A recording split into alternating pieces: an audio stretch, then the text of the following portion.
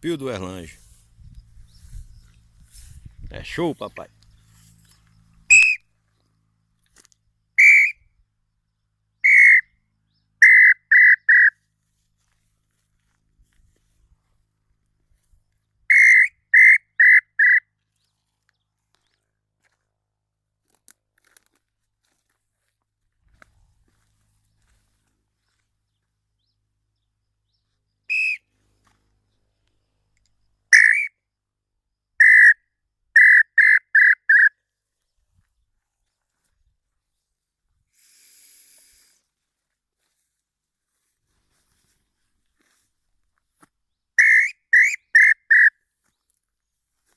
Que é o seguinte, não está na época da reprodução, a gente não costuma matar lambu, caçar as bichinhas não.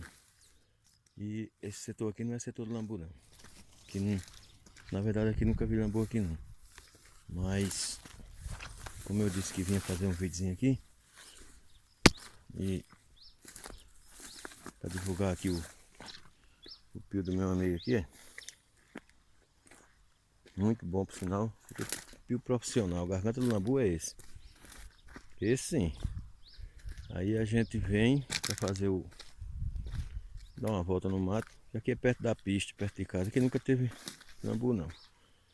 A gente costuma vir aqui para pescar, tem uma barragem ali. Gostaria de fazer um vídeo lá para pescar, pegar um tilapinho, umas coisas. Piaba. Tem muita rolinha também. Mas tem tudo nos ninhos. Já deparei com um bocado de ninhozinho ali. A gente vem com um aparato de caça e tudo, mas para caçar não é não.